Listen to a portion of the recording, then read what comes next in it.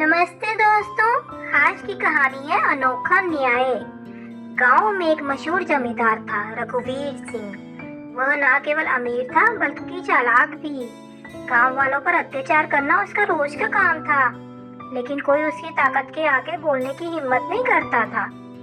एक दिन गांव के गरीब किसान रामलाल की इकलौती गाय गायब हो गई। यह गाय उसके परिवार का सहारा थी।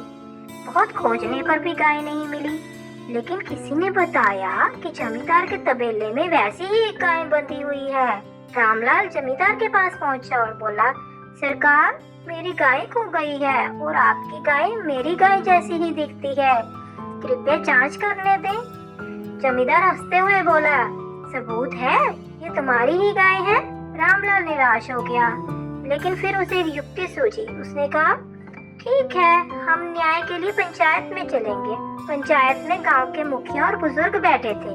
रामलाल ने कहा, अगर ये मेरी गाय है तो ये मुझे देखकर खुद मेरी ओर आ जाएगी। जमींदार साहब की है तो उनके पास चली जाएगी। गाय को दोनों के बीच में छोड़ दिया गया।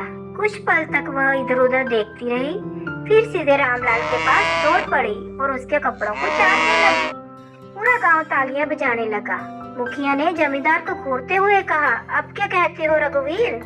जमींदार ने गुस्से से रामलाल को देखा, लेकिन अब उसके पास कोई चारा नहीं था। उसे मजबूरन गाय लौटानी पड़ी। रामलाल ने मुस्कुराते हुए गाय की रस्सी पकड़ी और बोला, सच की पहचान करने के लिए हमेशा आंखों की जरूरत नहीं होती, दिल की भी जरूरत होती है। इस कहानी से हमें शिक्षा मिलती है, सत्य को साबित करने के लिए तर्क से ज्यादा विश्वास और समझदारी की जरूरत होती है।